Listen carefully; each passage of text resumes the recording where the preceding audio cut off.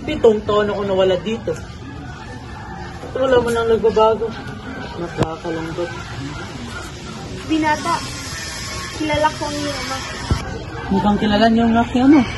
Pwede ba ako magtanong kung paano siya namatay? Hindi mo alam? Hindi mo alam na namatay ang iyong ama sa bilangguan? Sinong namatay sa bilangguan? Ang iyong ama. Ano? Ano sinasabi niyo? Talagang inaasahan niyo ba ako? Talaga bang kilala niyo ang aking ama? Hindi ba't sabi mo kanina ikaw ang anak ni Don Rafael Ibarra?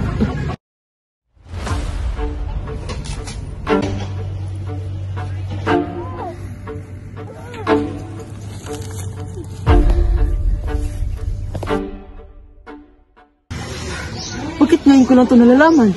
Nakikiramay ako.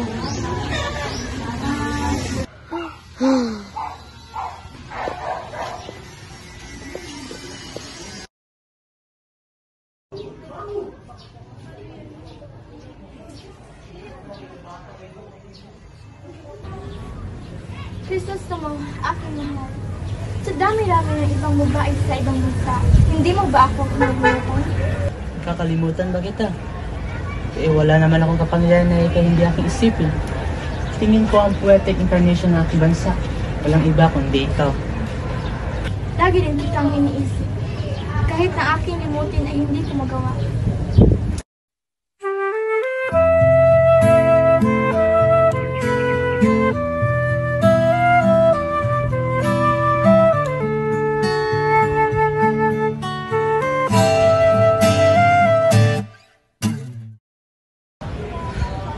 Pasensya ka na, mahal.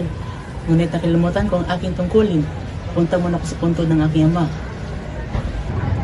Ganun ba? Mag-ingat ka, mahal ko. Mag-iingat ako para sa iyo, mahal ko.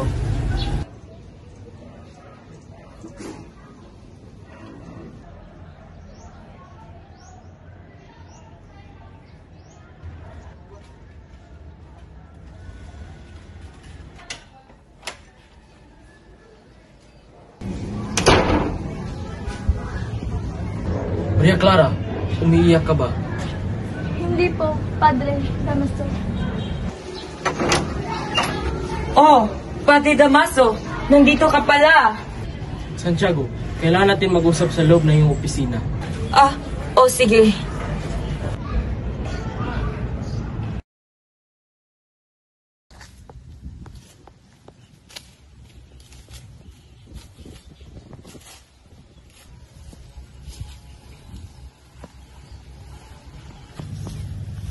Nandiyan ang puntod yung ama. Sa likod ng malaking krus, senyor. Naalala ko dito yun, pero nasira na ang lupa.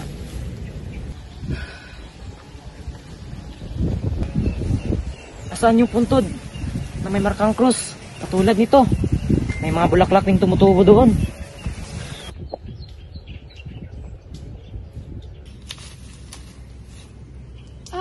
Yung krus na sinunog ko? Sinunog? Bakit? Dahil inutos iyo ng Padre. May papakita mo naman siguro sa amin ang puntod. Wala na doon ang bangkay. Ano? Ano sinasabi mo? Tanga ka ba? Wala pang isang taong lumipas simula nang inilibing iyon. Dahil iyon ang sinabi ng Padre. Sabi niya ay dalhin ko daw sa sementeryo ng Insik. Ginawa mo yun? Huwag kayong magalit, senyor. Hindi ko naman inilibing sa sementeryo ng Insik. Dahil umuulan nun, kaya itinapon ko na lang ang bangkay sa ilog. Ano? Napakalaking inutil! Leche!